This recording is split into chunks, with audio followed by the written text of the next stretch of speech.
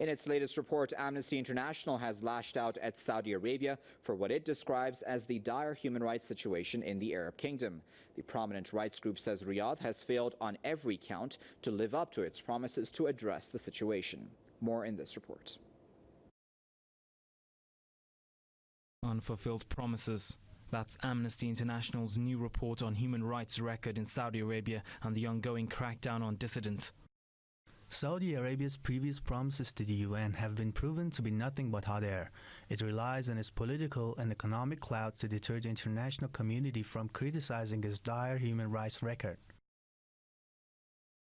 The report details a number of rights violations that have taken place in the kingdom.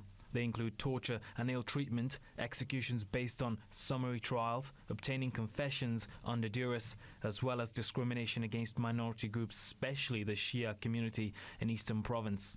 The report says the Shia have been subjected to arbitrary arrests, detentions and travel bans for attending anti-government demonstrations. Abuse of migrant workers and finally systematic discrimination against Saudi women by law and in day-to-day life have also been highlighted in the report. According to Amnesty, most of those violations, which have increased over the past 4 years, are taking place under the banner of security or counter-terrorism measures.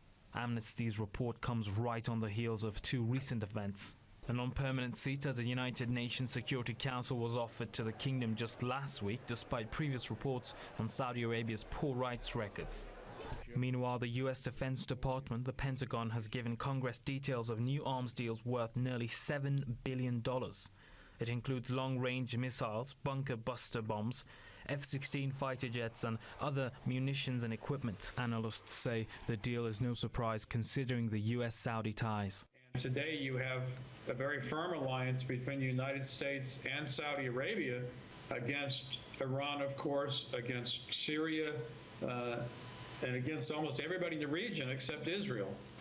They also say U.S.'s unwillingness to hold Saudi Arabia accountable for the 9/11 attacks is another example of the 2 allies' strong bonds. It's not surprising that the United States, the ruling circles here, as well as the British, will give them a free hand on terrorism, will give them a pass.